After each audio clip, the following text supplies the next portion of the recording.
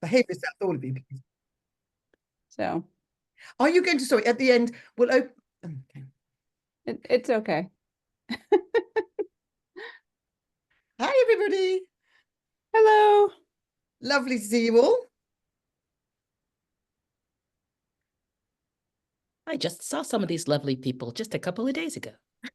Me Oh, too. And such a story, Donna Washington, such a story. No. Oh, what did I miss?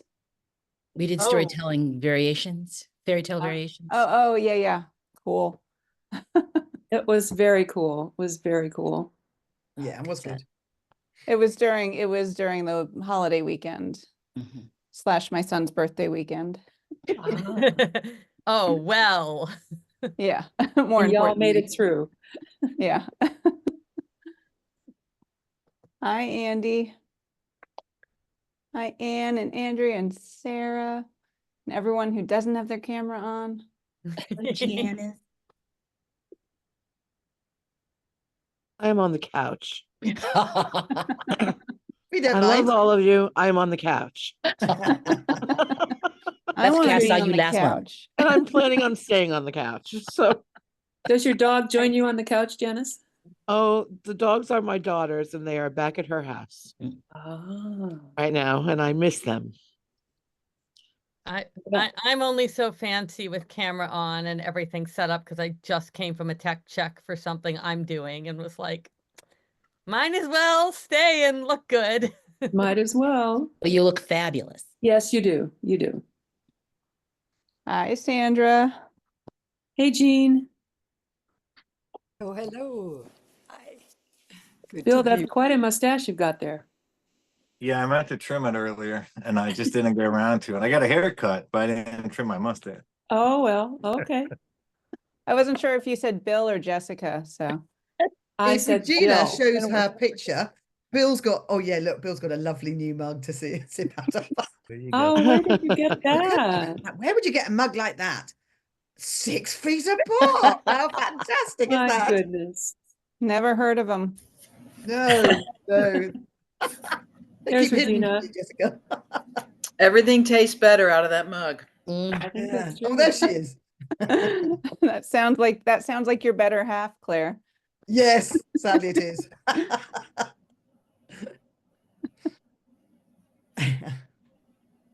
I think we can go ahead and get started, and this is a pretty open forum, so if people have questions, etc., they can chime in. But Claire, if you want to get the Yeah, well, I official don't want everyone business just started. chiming in actually, so take no notice of Jessica.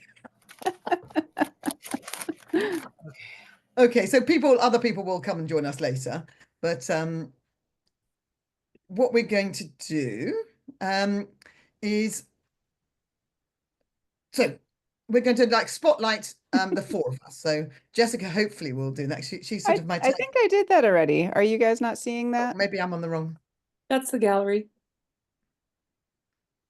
If you're on speaker view, I pinned all of you. Did that not work? I haven't got, I think it doesn't have to be spotlight. No, it's got to be spotlit for all. Otherwise, Yeah. it's just you're just pinning for your personal enjoyment. Yeah. Look, I'll do it. Okay, fine. Jeez. This is why I'm paying Claire the big bucks to, Yeah. do this kind of stuff. We lost Bill though. You guys don't mind, right? There he is. There he is. I'm Okay, here. guys. Aren't So, I? are you right? I've got to try and keep this unruly rabble together. So, welcome to our book party. So happy to have you all here. Now, as you all know, probably all these three have just published new books recently, and we're going to be talking about those very soon. I'm going to be asking them a variety of questions. Hopefully they'll answer them. They might read a short extract or tell us a short story or two. We're just going to play it by ear and see what comes out.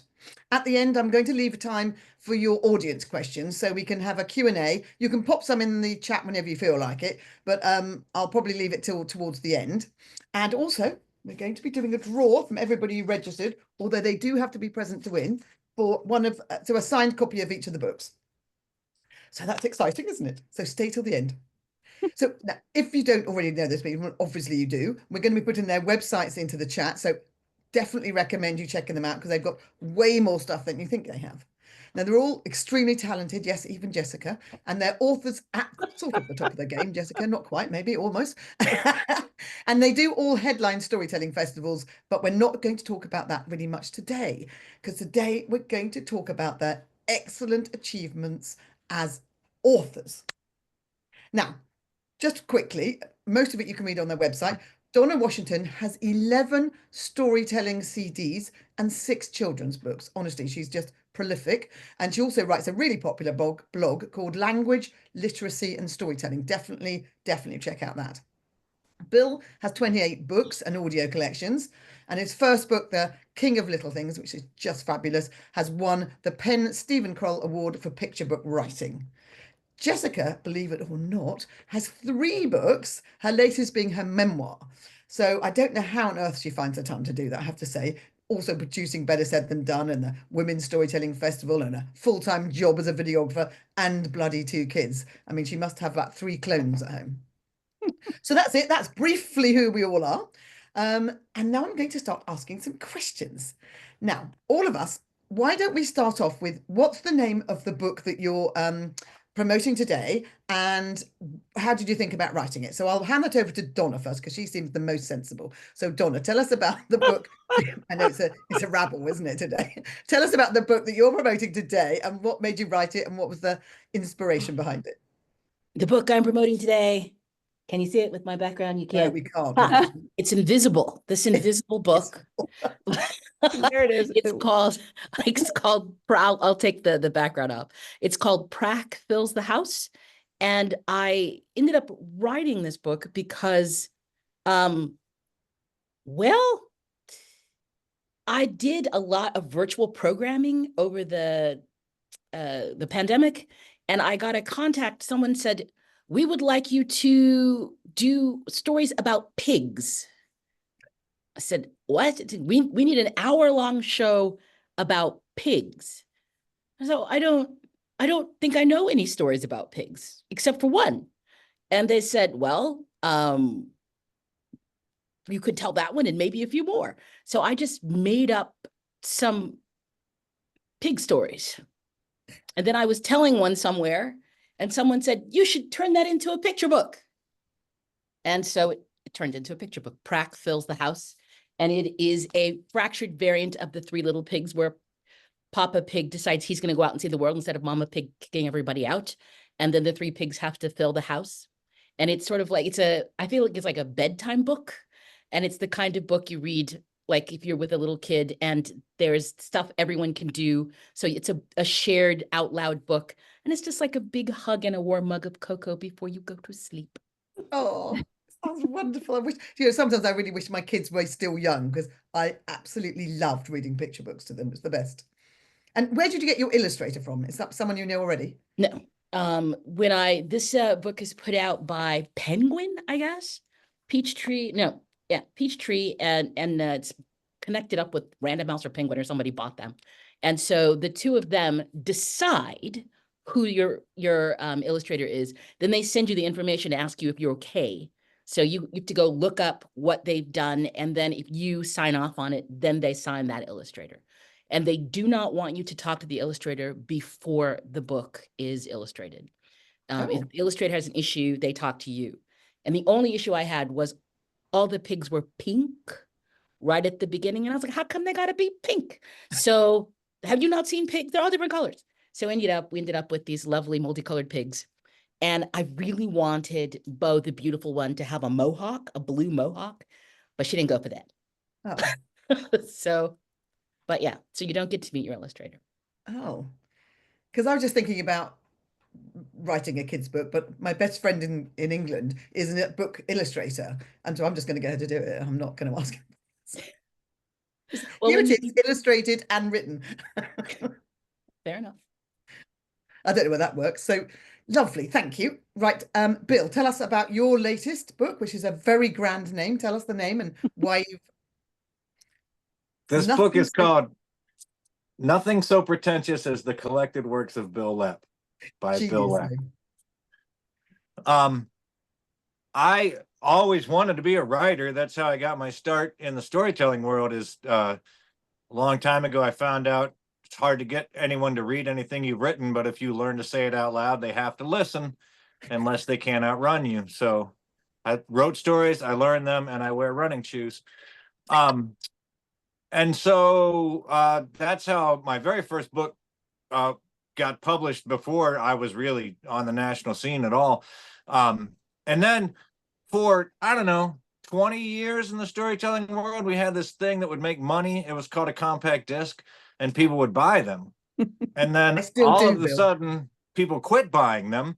And so I thought maybe if I went back to books, people would buy those. So that's one, I mean, you know, one of the reasons. Almost everything that I tell, I write down. And almost, so I just end up with loads and loads of stories on my computer.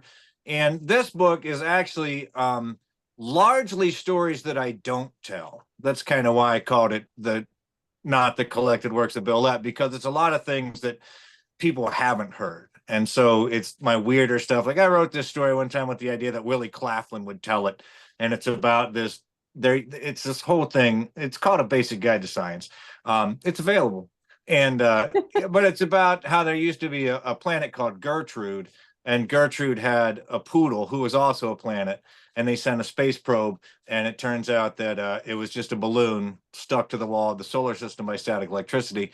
And when she popped, Gertrude cried so much that Pluto got covered in ice, and then shrank, and that's why Pluto's not a planet anymore. So it's not something I tell on stage, but it's sitting there on my computer, and I thought, you know, let me do a book of kind of the weird things that I don't always get to tell. And so this is a collection of years of things that have just been sitting around. But they're good. I mean, I like them. I just hardly ever tell them. Why don't you tell them?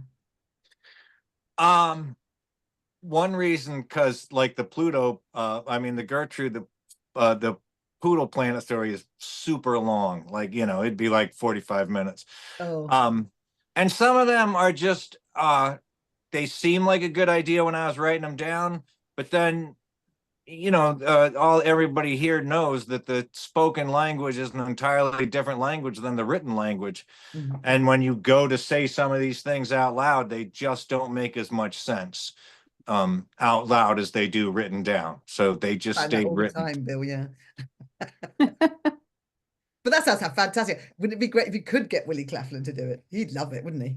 I mean, I sent it to him, and you know, he was not interested. Oh, Look where he is now. yeah. Bless him. Well, thank you, Bill. And then Jessica, I suppose I'm going to allow you to talk too. Tell us about your memoir. Oh, that's so sweet. Yeah, my book's called Stages, My Life in Stories. It's also right here, product placement. And I also started out as a writer. My first book was a novel about vampires and zombies, as you well know. But I've been writing screenplays and short stories and all sorts of things for since 6th grade. I won a Young Authors Award in 6th grade, so there you go. Ooh, little known fact. Yeah. So the weird thing about this book, well, there's many weird things about this book, but I had someone, a publisher, solicit me for a book. They said, what are you working on? And I said, oh, I'm writing a children's book. And they said, yeah, no, we don't want that. What about something nonfiction? And I thought, well, I don't want to write a memoir, never wanted to write a memoir, still don't want to write a memoir, but I do love collections of stories that work together to tell a bigger story. So I pitched the idea of doing a memoir in stories. So that's what Stages is. And then the other weird thing about it, kind of building on what Bill was talking about, almost every story in Stages is a story that I wrote and then performed and then used the performance to write the words that then got turned into the stories in the book. So does that make sense? No.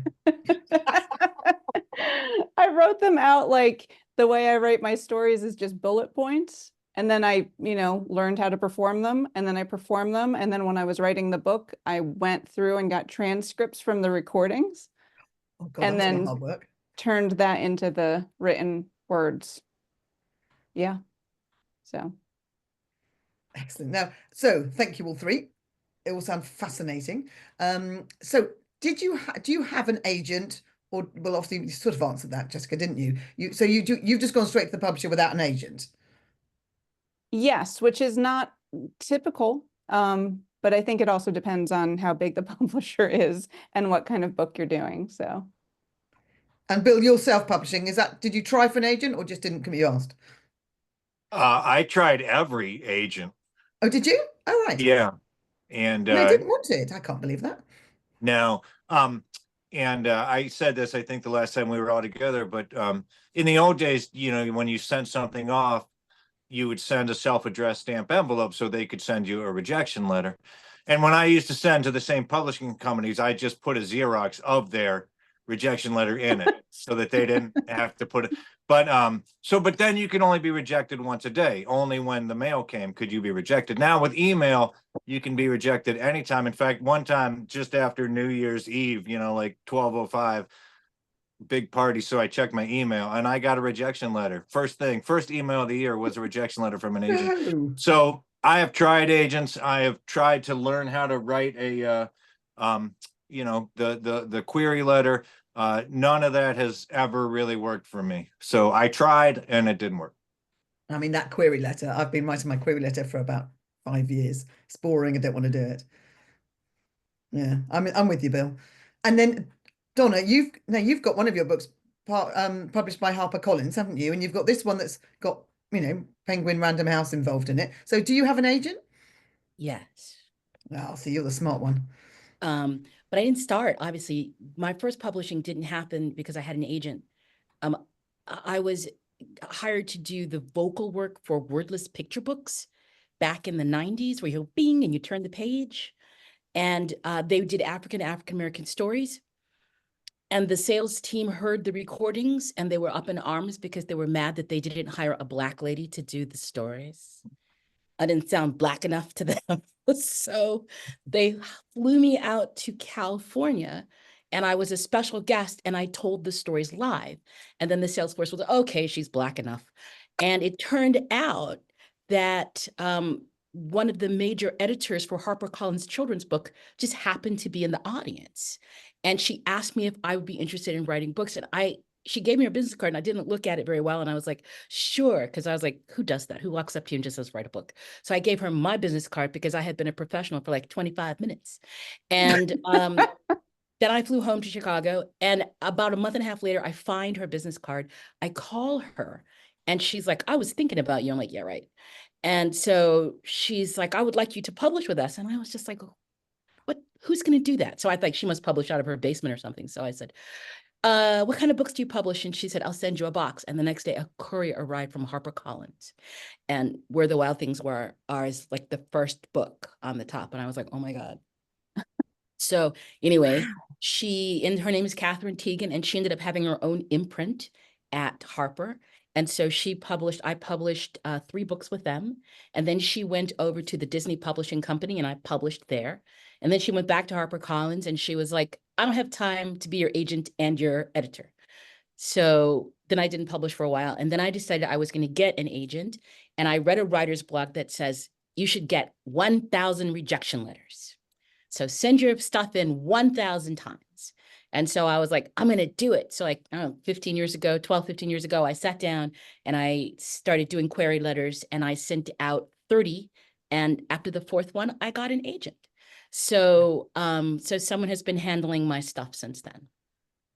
That's so inspiring. Thank you, Donna. Well, obviously, you're a brilliant writer and a brilliant storyteller, but even for the rest of us who are not quite as good as you, in my book group, we said 100 reject. But you have to actually get the rejection letters, and most of them don't even bother responding. So you have to receive 100 rejection letters before you can give up in any way.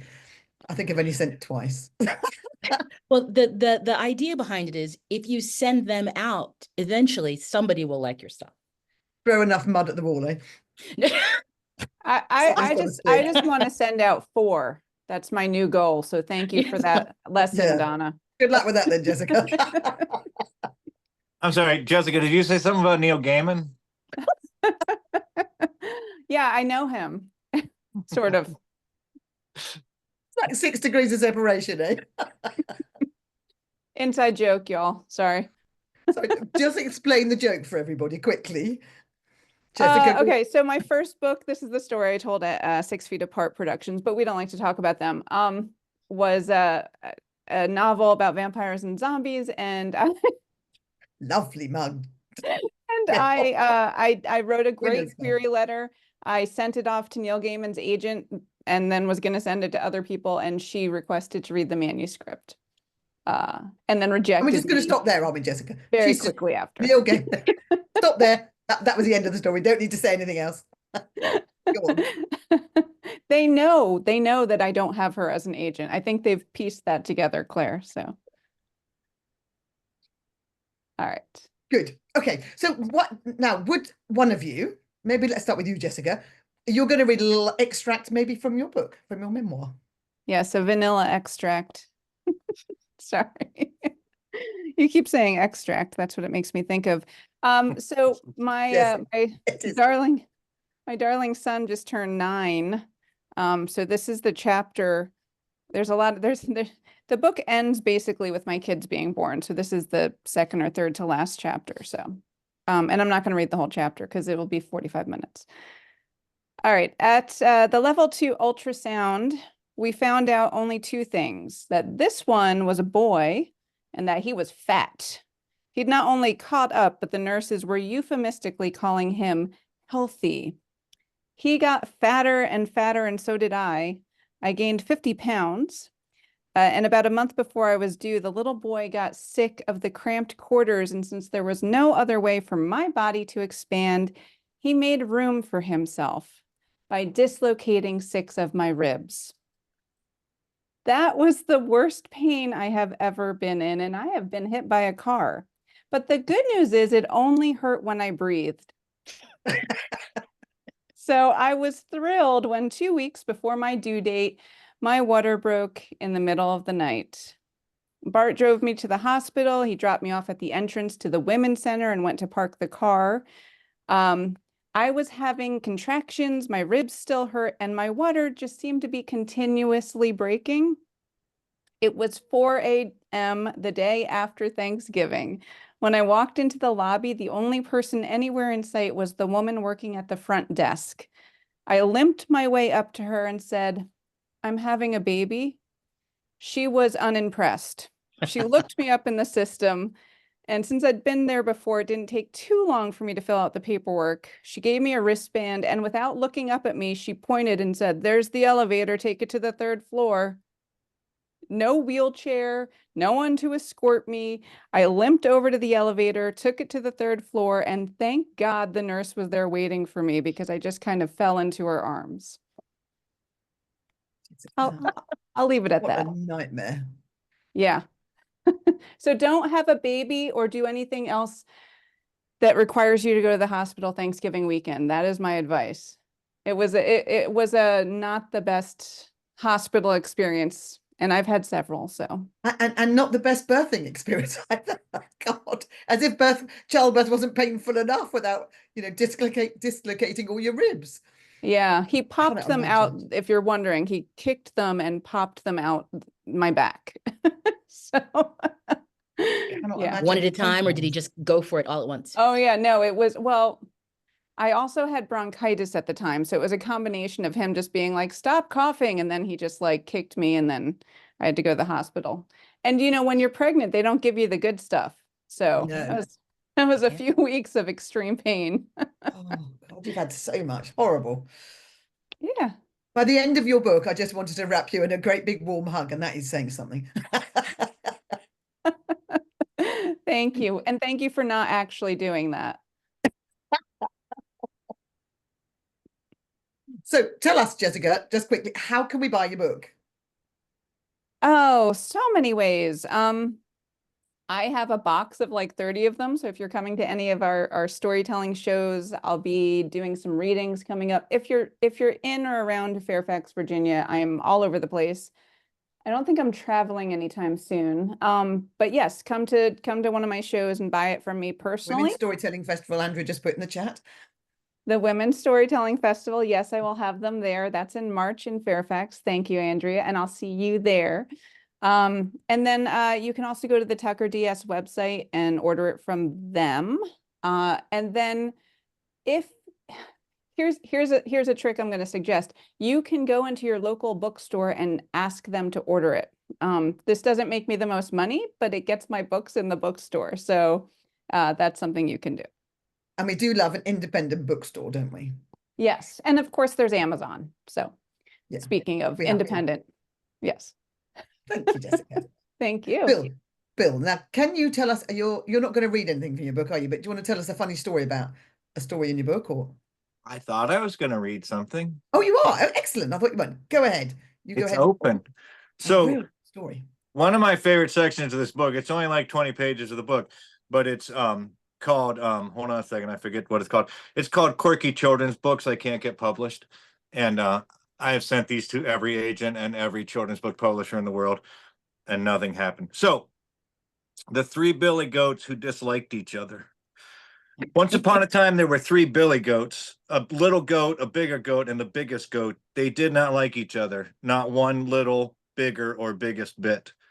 The little one disliked the bigger one and also disliked the biggest one. The bigger one disliked the little one and also disliked the biggest one. The biggest one disliked everybody and everything, everywhere, forever and ever. Amen. Except grass. All three billy goats liked grass. They all lived unhappily in a meadow. They had eaten most of the grass in the meadow, and that rankled them. You ate all the grass, the biggest one said to the other two. I'm small, said the little one. Don't give me any guff. I hardly ate any grass. You two grazed all the grass. The bigger goat agreed that the other two gluttonous goats consumed more than their fair shares. In short, they all believed that their own behavior was not to blame. They believed the actions of the others caused all their problems. Gentlemen, suggested the biggest goat, generous plots of plattable green grasses germinate and grow on the other side of the bridge. Let us go there and savor the succulent blades of those bountiful, beautiful pollinated pastures beyond the barrier. The three goats had not crossed the bridge because, naturally, a mean troll lived beneath it. The troll ate any creature who crossed the bridge. Despite the troll's appetite, many people still attempted to cross the bridge, and thus the troll had put on a little weight lately. Initially, the three billy goats argued about who should go first. Then, get out of here, girl. Then, the two bigger goats simply forced the little goat to cross the bridge, trip trap and all that. The troll bounded from beneath the bridge, slightly breathless. He opened his hideous mouth to eat the little goat. Get out of here. The little goat said, hold on, Chief. You see those two goats over there? They are both bigger than I. Don't spoil your appetite by eating me. Wait for those two behorned numbskulls to cross the bridge. I am, as they say, too big for one bite and too small for two. You should wait and eat the bigger goats. The troll was trying to shed a few pounds. The troll let the little goat pass across the bridge. Trip, trap, troll, you know the drill. The bigger goat said, when confronted by the troll, you should have eaten the little goat. If you had eaten the little goat and then eat me, that would be a perfect, healthy portion. However, if you eat me and then eat the biggest goat, you will have consumed way too many calories. Think of the hours you will have to spend on the treadmill trying to burn all those calories. I suggest you let me pass and then just eat the biggest goat. It will be far healthier for both of us. The troll looked at his gut, bulging over his filthy trousers. He let the bigger goat go. Trip, trap, trip, trap. The troll devoured the biggest goat without conversation or debate. The two remaining billy goats shared a chuckle and then returned to eating grass and disliking each other. The troll lived happily ever after until he stepped on the scale the next morning. Good night. Oh, that's hilarious, Bill. I love it. Thank you. I can't believe you can't get them published. That's bonkers. Even after you're the king of little things, It's a fantastic crazy work world. review. That book got wonderful reviews and won all kinds of awards, and no one, not even Peachtree, will talk to me. So You upset them all, Bill. Have you done? I don't know how, but yeah. So anyway, How can people buy your book then? oh, they can go to my website, leppstorytelling.com, and go to the buy stuff page, and they'll find this book. And you can get it autographed, can't you? You've got little space to get You it autographed. can. You can fill out a little but don't. I hate it when people say things like, "Write, dear Grammy, I love you." Bill Lepp. I'm not, it's your Grammy. It's not my Grammy. So anyway, think about what you want me to write. Excellent. Well, thank you very much. Now, Donna, are you going to tell a story about your book, or are you going to read an excerpt? Sorry, not an extract, an excerpt from your book. What would you Well, like to do? now I feel peer pressured. I Don't won't let them read bully the you, book. Donna. You do whatever you like. So really quickly, one of the things I love about picture books and why I write them is because in my family, we read to each other. So in my, there's 7 kids in my, I have 6 brothers and sisters, and we were like a traveling circus. So it used to be that like on Sunday mornings, my parents would sleep in. We're Catholic, so we only went to church 2 times a year. And we would put on plays. So we would rehearse the plays, make my parents breakfast, and then they would have breakfast and a show on Sunday mornings. And so as I got older, I would read stuff to my little sister. My older brother would read stuff to us. And when I had my own kids, we would spend our time reading at the dinner table. And of course, we read them each night. So when I write picture books, I want the families or whoever's reading the picture book to have something to play with, rhythms or repetition. And I also want to write a book so that a little kid who can't read yet feels like they could read the book because of the way it's put together. So all of the books I've written have like little poetry or stories or little songs embedded in the book that a kid can repeat. So Prac is no different. So I will just read the very beginning of it, and I'll do the thing where I show you the pictures. Oh, But you and you can't are see going to have because to I take put my off your virtual background back up. Yes, you don't disappear. Well, I guess I'm not showing you the background then. It's a lovely background. Oh, wait, I'll take it off. Here we go. None. I'm trying to be good. All right, so here's the pictures. So you meet Prac and her brothers. Okay, here we go. Prac lived with her father and 2 brothers in a brick house built by her great-great-grandpig. Her real name was Practical, but nobody ever called her that. She loved to make crafts and sold them at a stall in the market. Her eldest brother was Mo, and he was the muscly one and spent most of his time having fun. Her second brother was Bo, and he was the beautiful one, and he loved to shop. One day, Papa Pig called the 3 little pigs to him and said, "Now that you're grown, I've decided to go out and see the world. I will leave the house to whichever of you can fill it up." He gave each pig 10 hay pennies. "Good luck," said Papa Pig. "Use your money wisely." Mo said, "I'm the oldest. I get to go first." On his way to market, Mo saw a farmer with bales of straw. "Hey," called Mo, "I want to buy your straw." "How much would you like?" asked the farmer. Mo said, "I'll take all and the cart." Mo gave the farmer 10 hay pennies. The farmer grinned. "It's a deal." And then we have our first little participation bit. And so when he gets back to his house, he says, "I'll fill the house, fill it up fine. When I fill the house, it'll be mine." The cellar was full of straw, the rooms were full of straw, the halls were full of straw, the attic was full of straw, even the chimney was full of straw. "I win the house," Mo yelled. By the evening, the straw had settled. "You could always buy more straw," Prac suggested. "I don't have any more money," said Mo. "That was a good try, Mo," said Papa Pig, "but you didn't fill the house." So each pig tries to fill the house. And my favorite bit in all of this, the illustrator just went all out.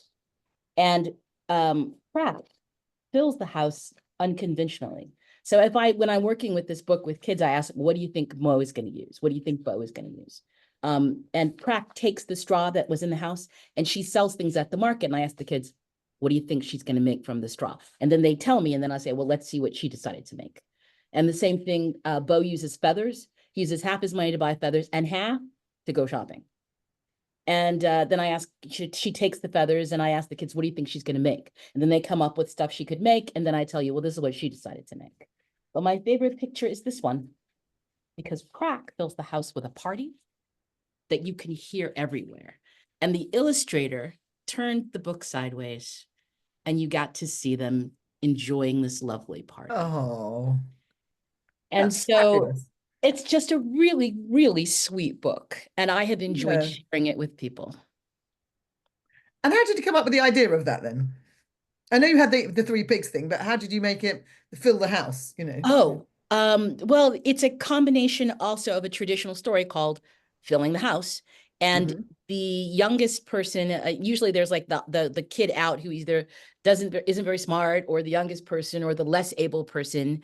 And the other two people who try to fill the house try to fill it with actual stuff. Yeah. And some of the traditional things are light. Someone's filled the house with light. Sometimes they fill the house with music, sometimes songs, sometimes dance. And so it's always unconventional. So at first I was like, let's fill it with stories. But the house is already full of stories, right? Because they've lived there for so long. So I thought a party would be great, a going away party for Papa Pig. Oh, that's really nice. No, I've heard a traditional tale on that one, so it's interesting to see what you came up with. Lovely. And how can they buy your book? Oh, you could buy it anywhere. You can order it Amazon. I always recommend local public bookstores. And again, you can order them. If I'm going to be somewhere, chances are there'll be copies of it there. Yeah, anywhere you can buy it on the Peachtree website. You can buy it on my website, dlwstoryteller.com. So Excellent. yes, anywhere books are Excellent. sold. But they all sound fascinating. So now, any advice that you would give would-be writers or people who are just faffing about for ages and ages and ages writing? You know, what would you think about that? I'm not going to ask Bill as he just turned his video off. I don't know what happened. You've gone sideways, Bill. I'm going to ask Jessica. She's actually the most sensible one at the moment. But actually, Donna, you're pretty sensible. Jessica, tell us, what advice would you have for other people, other than never getting any sleep of any kind? Yeah, no, I actually, this is gonna surprise Bill, but I've seen Neil Gaiman speak a couple times, among other authors, and I always hate when people are like, how do you get your book published? How do you, and they always say, just keep writing, keep writing, keep writing. And great advice, but some of us have been writing our whole life and we still haven't, quite hit the big time. So yes, keep writing, but also that whole thing that Donna was talking about earlier, Bill was talking about it, Claire, we've all talked about it. Submit. I mean, whether it's submitting to publish, story contest, or whether it's submitting to agents, or whether it's submitting, it's kind of like running a business. You have to do the part where you try to get the business, not only the writing part. That's the And bit that and then you could be hugely successful like me. Yes, we know that. You are hugely successful, Jessica. You know that, right? Thank you, Donna. How much is she paying you, Donna?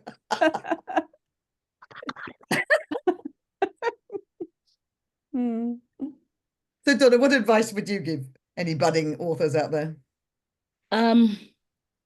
Well, as much as Jessica, I know you hate that advice, right? Part of it is that, I mean, it's a muscle, and it's a craft as well as a skill. And so if you don't do it enough, you actually lose steps. So you need to be writing. And that's the first thing. And the second thing is write stuff you love to write. That whole business of if there's always a book you want to stay on the shelf and it's not on there, write the book. But even if it's just, like an exercise for you to get yourself disciplined to write, you have to submit your stuff. I mean, yeah, you get a lot of rejection letters. You're not alone. It's not that they don't like you personally or something. It's just that also, no, it's not that. You also have to understand that back in the day, people had to type things out and it was a lot harder. Now, everyone with a word processor who can do vocal translator or whatever can send in a really long book. And so I think that they're now flooded with books. Another thing is that there's I always say there's 5 publishers. There's a whole lot of teeny ones, but the sort of the bulk of the publishing world is dominated by 5 or 6 publishers. So instead of trying to get one of those, when you first start, I would say, definitely submit to the bigger publishers, submit to smaller houses, submit to smaller houses that have really niche audiences, and do the research if you have a certain kind of book you want to write, there might very well be a publishing house out there that's looking for that, or an agent that's looking for that. And they will tell you, this is what we're looking for. So if you write, I don't know, let's say you write steampunk fan fiction on Mars, you could find someone who's interested in that. But don't just send that to anybody. Like, someone who's only doing, nonfiction books, don't send them that, because you're definitely going to get a rejection letter and they're going to be annoyed. So look for, for someone who's interested in what you're doing, and like get a sense of their titles before you send them your stuff. So yeah, Jessica, it's a job. This is why I wanted an agent, because it's a lot of work to do all this research. It's way easier if you just find someone who's willing to do the work for you. So, I stopped. That's what I want, Donna. I want one of those. Well, this is one reason why I stopped submitting to publishing companies and just started looking for an agent. And I made that the job. And so I was ready. I was prepared for like a year of that.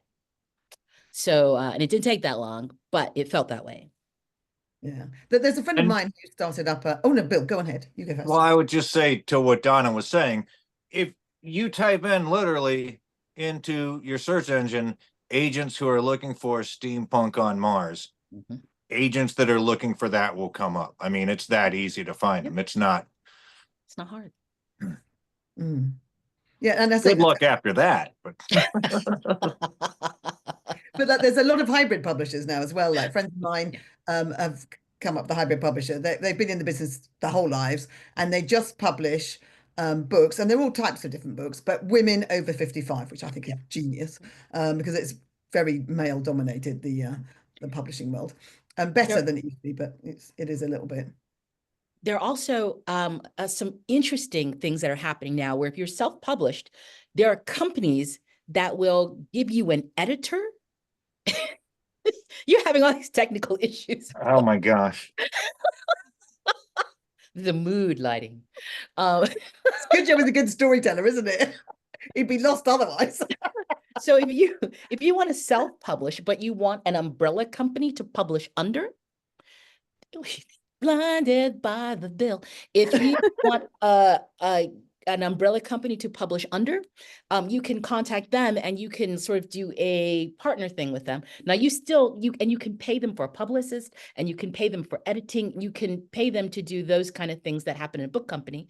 And then they will actually help you go on tour and do a tour of your book. So if you want to put that kind of time in, if you want to devote that time to being an author, you can definitely find a umbrella company to help you publish your book, but it's going to cost you some money. Yeah, I mean, like the one I know, I mean, I think it's about 15 grand or whatever it is that you put in, but they use all that money for marketing your book. So they help you, and they help you edit it and covers and all the rest of it. And they use that money, and they're really good at promotion. And if the promotion part, it's all right. You can have the best book in the world, but if no one knows about it, they're not going to read it, are they? And you want to bloody buy it. So, the promoting is always the thing, isn't it? And they want you to have a platform, and you've got to do your own social media, that awful phrase. So how much social media did the three of you do? We know Jessica never stops, but but Bill, you're obviously social media genius. Tell us what you do. Did we hear Bill's advice yet? No. I was waiting for that. the only person in the world. No, I'd like to put that on my website as a quote. My favorite, I don't know who said this, but my favorite quote about writing is, you can make a fortune as an author, but you can't make a living. So it's one or the other. You're either going to be famous or you're going to be nobody. And so I got to the point where it depends what you want out of the book writing. When I published The King of Low Things, it's right there. I am not kidding. It took 8 years. It was a 1,200 word manuscript. I sent it in. It took 8 years to edit it down from 1,200 words to 750 words.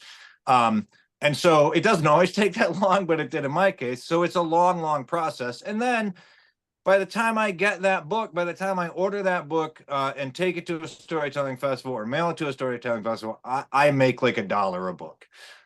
So if you, it just kind of depends what you want out of the whole thing. It was nice to have a book published by a major, well-respected publishing house. And I am really fortunate that I have an audience in the storytelling world. So if I order 1,000 books, I can probably sell 1,000 books in a year or so. So I do have the benefit of having that audience, but I'm not patient. So I don't want to wait years for a book to come out. I like to have more creative control than some of the publishers give me. Now, I wish I had an editor. I mean, I do have an editor and she's great, but I can't spell. I don't know where to use a comma. So that would help me. But, you know, I put this book together in probably just a couple of months by the time, you know, I had everything written. I go to a website, and I'm not being paid to say this, called Digipod, Diggyypod. And so the more books you order, the less each individual copy costs. But they give you a template, and all you got to do is sit there on your computer and write your book, or really paste your book into that template. They'll design the cover for you. You can design the cover, but you know, it's a couple of days work sitting at the computer, and then they mail it to you. And if you order more than 100 books, they mail it to you for free, which is the reason I went with them. So I just decided that I'm probably never going to be a best-selling author. I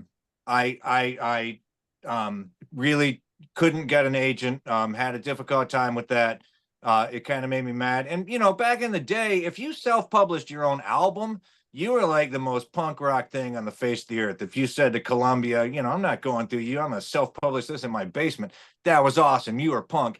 But for some weird reason, it's getting different now, but for some weird reason, if you self-publish a book, you're like the pariah to the publishing world.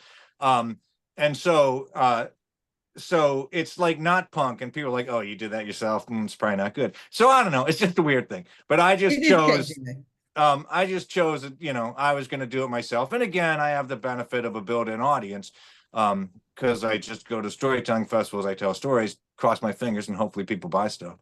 That's why I'm quite surprised that you don't have a publisher, because you have got a built-in audience. It's sort of a bit of a no-brainer for them, isn't it? But I mentioned it in all of my query letters. I know. I mean, I think it's mad, because you've got an excellent platform for sending books. Yeah. So there's a quick last round of social media, that hideous thing. Tell us what you do very quickly, and then we can open up to the audience, and we'll do our draw for the free book. Pill, you go first. Okay, I was already talking. I am on social media. I post at least once a week. Sometimes when I think of something funny, I will put it on the Facebook and the Instagram, and you know, 32 to 89 people will like it. You, Bill. That's it. Donna, what do you do? Well, on my personal page on Facebook, I have a running dialogue with a number of people, and I post pretty much every day, and it's just uplifting stuff. It's usually nothing about work. Occasionally I post there. And then I post on Instagram when I have work. I don't usually post fun stuff there. And then I joined Blue Sky, and Yes. I will post there. So I'm terrible about the social media. But and Bill, I don't know, Bill and Jessica, you probably have this thing. I get a whole lot of work through YouTube. A lot of people find me on YouTube and then hire me because they saw me telling stories on YouTube. So that, and because I guess, you know, on your social media, you're only reaching people who would be looking for you. And a lot of people who are looking for you already have your stuff. So I'm public on my social media. So people occasionally run across me who don't know who I am. And then they will buy books. But I've just been really lucky too, because I do mostly holiday type books. So if you look up Kwanzaa picture books, both mine come up right away. And if you, Boostu has been out for a few years, and it's like a recommended holiday book, and it's on short lists all over the country. So if you look up like Halloween books with Black characters, Boostu comes up almost immediately. So I've just been very, very fortunate that the books I have written have been easy to source. So social media, mostly YouTube, and the fact that I'm shortlisted on a whole bunch of sites helps. Yeah. And Jessica, tell us what you do. So I'm just going to jump in for a second and say I teach a workshop on using social media. I did it for NSN a few months ago. We have another one coming up January 18th for NSN. It's not on the calendar. I just looked because, but that's not my fault. So if you want to learn more about using social media, the storynet.org, January 18th, 2 p.m. Myself and Carol Moore are doing a workshop together on that. YouTube is owned by Google, and it is the number one search engine because it is part of Google. So if you put a video on YouTube and you tag it, and it will be found. So definitely use YouTube. I have not been booked from YouTube, but it's a great marketing tool. And then the other thing I will say, because there was a question in the chat and I'm trying to answer that, I don't personally know if publishers dislike stories that have been on Instagram. I can't imagine that they would mind that, although I don't know of stories being on Instagram. I don't use Instagram that way. I use Instagram and Facebook and Blue Sky and YouTube and everything else. Yes, I will repeat that, Donna.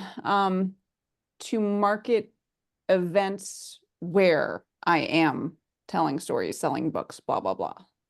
But I do post stories on YouTube periodically. So January 18th, I think it's at 2 p.m. January 18th. It's not on the storynet.org calendar yet, but it's going to happen. It will. We'll get there.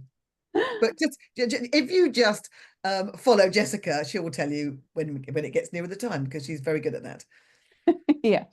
Okay, Yeah. well, that's brilliant. Thank you so much, all three of you. Let's open up for a couple of questions from the audience, and then we'll do the draw.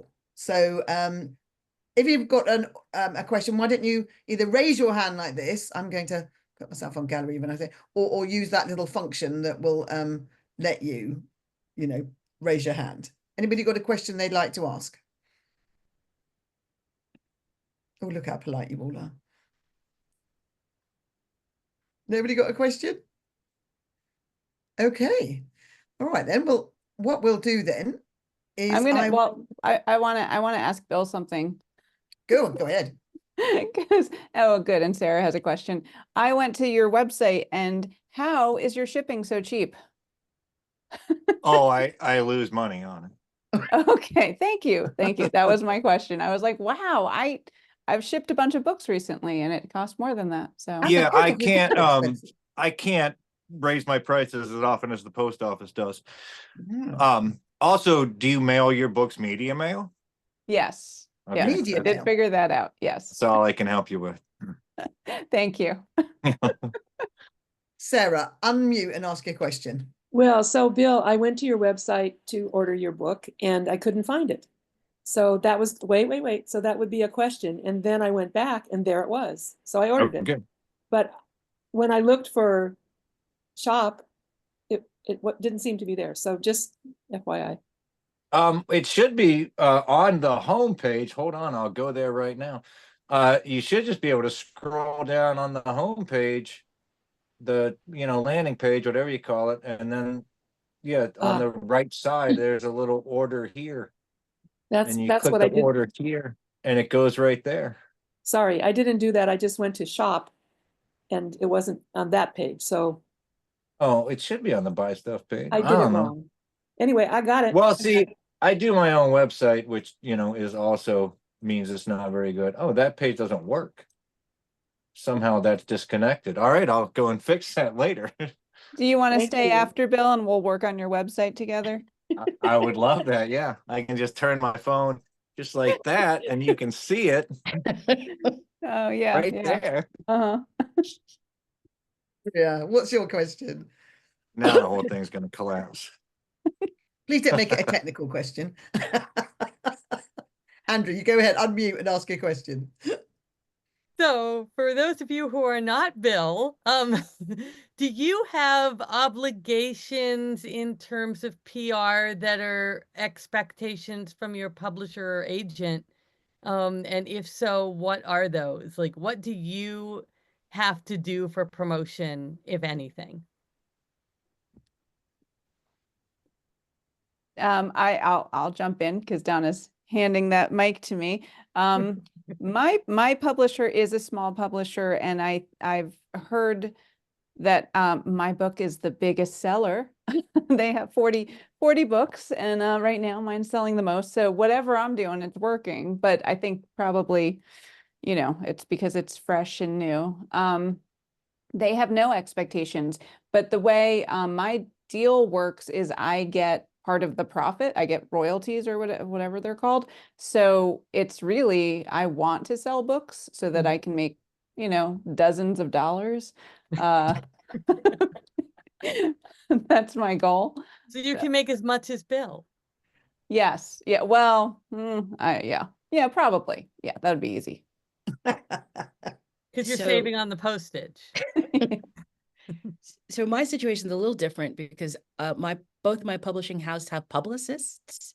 Mm. So the publicists occasionally, like for instance, running up to Kwanzaa, I have 2 Kwanzaa books out. They will connect me up with bookstores or with schools or with whatever. And I prefer they didn't do schools because we actually charge for schools. And if I do author visits through the book company, they don't pay me to do that. So basically school gets a free show. So if it's in North Carolina, like, sure, because otherwise they will have to pay for it. And then the book company covers all the costs. And then they would like sell 200 books to the kids, right? So the book company would, or the school will buy like, a ton of books, then I'll have to sit and autograph all of them, and then I hand them out to the kids. So the publicist takes care of that with larger book companies. And they also expect me to use my social media, obviously, and they expect me to do, like have the books when I travel. And I do, my stuff is in the Scholastic Book Fair. So occasionally when the Scholastic Book Fairs are coming, if I'm in town, I hook up with schools and do performances and sign books for the Scholastic Book Fair. So, but a lot of my author visits are arranged by the publicist. So I'm not really responsible for that, though because we're in schools a lot and festivals, we do sell our own stuff. I mean, you have to show up. You just don't have to make the arrangements to show up. No, I have to go, but Yeah, it's not like they're like, oh, they bought the books, isn't that lovely? No, I have to show up and like, show the leg and shake the butt, that whole thing. But I do they do sell a lot of books that way. Thank you. It sounds very organized, Donna. I think you sound very organized out of Well, that's everybody, because the and- David takes care of all of it. Yeah, we all need one of those. Okay. I was think- wondering, you hadn't mentioned the David the entire evening. Oh, so the David is the person who talks to everybody. I just show up. So if I'm going somewhere, the David talks to the book company, and the book company and David chat, and then David announces you're going here and here's all the stuff you need, and the books are waiting for you. So it's not like I'm doing any talking to anybody. The David does all of that. We all want David. Can we have a David, please? I have got a Very Mark, a tech guru, so that is pretty good, but definitely. But I need another one as well. I need a David. A David and a Mark. Don't think they'd like that, would they? Anyway, let's stop that now. So here we are, the hat, the very technical hat. We normally have a spinny thing, but that's reserved only for 6 feet apart. So there we go. I'm going to pull out. So whose book are we going to go for first? Let's go for, oh, Bill, you are brilliant. Let's go for Bill. Who's going to have Bill's book? Let's pull it out. Erin Lovelyan, are you in the audience today, Erin? Oh, Erin. Oh. No, I don't think she is. So does she still get the book as she's not in the audience? Or are we going to say you have to be here to get the book?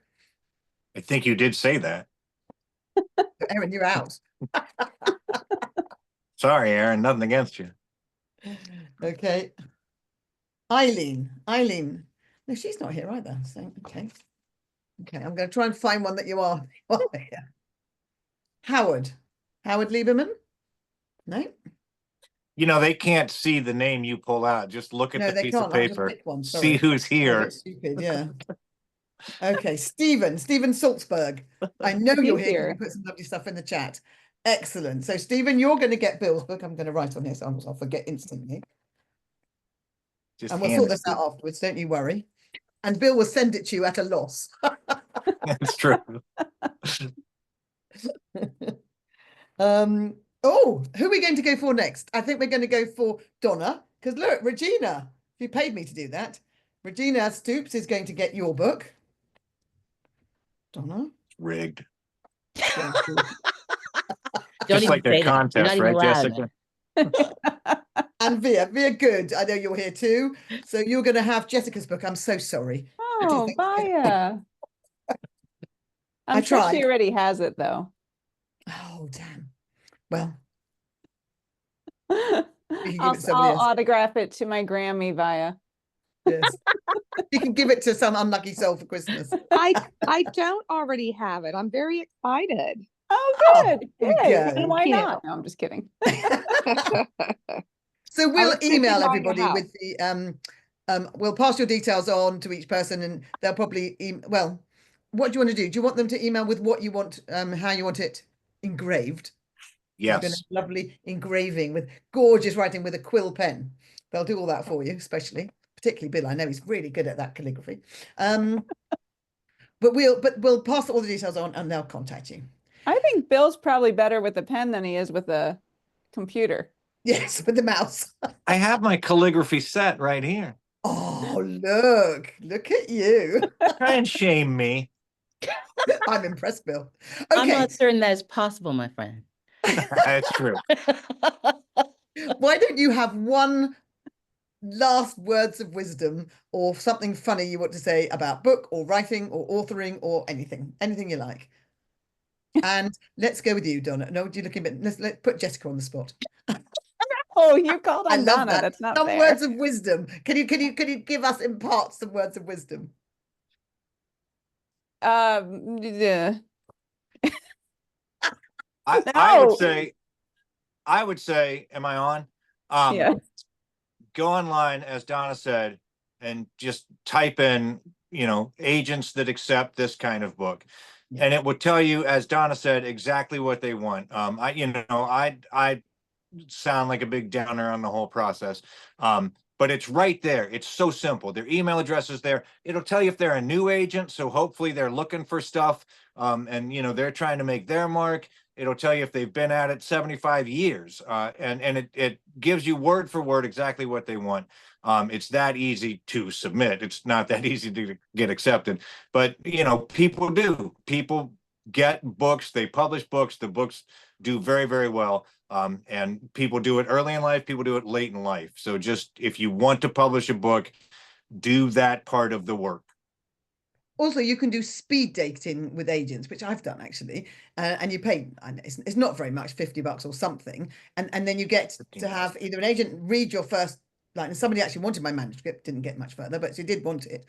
So I've had things like that happen, and you can go to speed dating where you pay an entrance fee and you're going to talk to all the agents in the room. There could be like 10 or 15, but you need to have an elevator pitch to do that. You've got to like, they'll talk to you and say, tell us about your book. And it's like, oh, I was like rabbit in the headlights. So you've got to do a little bit of preparation, I'd say, but and then you can do that. And a lot of writing conferences will do that. Going to writing conferences is also a very good idea.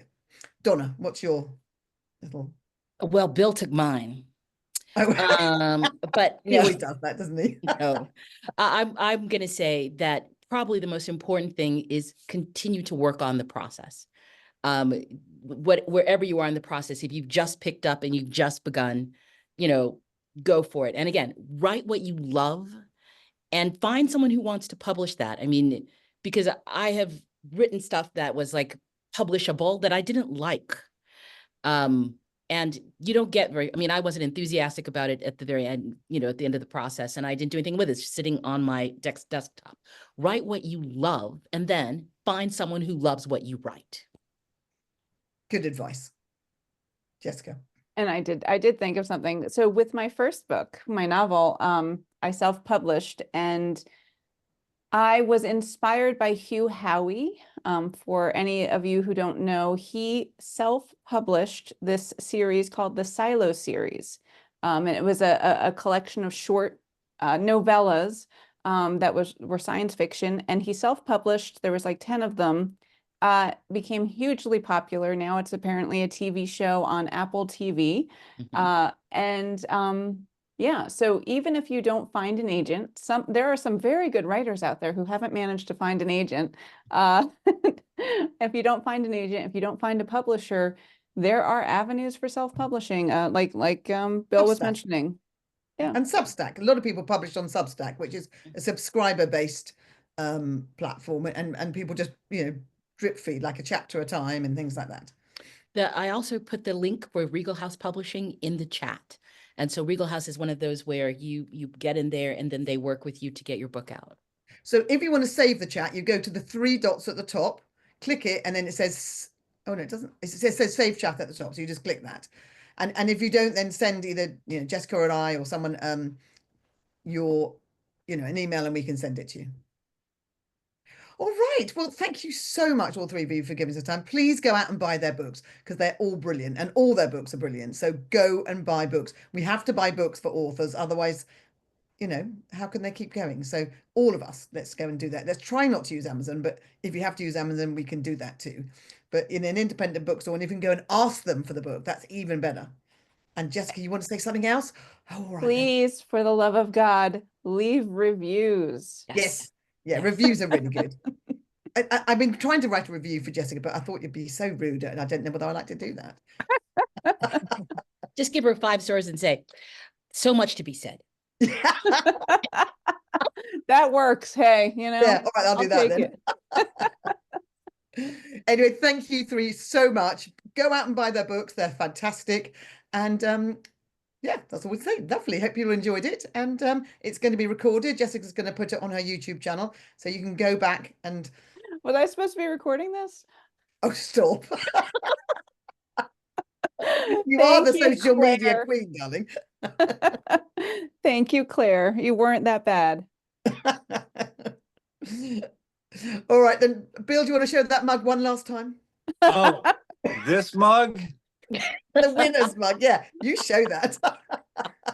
Bill's going to be on our show on December the 11th as he won our slam. Jessica's got a show on December the 12th. So there you go. 2 things to do next week. And I'm off Thank you until so January much. the 15th. I'm very excited about that. Yeah. I'd have to say, Jessica and Carol were brilliant in the last one. And you can still get the recording of it if you contact NSN, I'm sure. But it was really, really good. And it was so good, that's why they're doing another one. I hate saying that, but there we go. It is true. Yeah, it was for ProSig. And I know there is a recording. I don't know how you get it, but But you either call, send an email to Dot or to Lisa Overholzer at NSN, and they'll sort it out. Or me, and I can find it for you. oh yes, everyone email Claire and ask for it. Please don't All do that. Okay, everyone, thanks so much. Thank you. Go and buy books, go and write books, and we'll see you soon. Bye. Bye.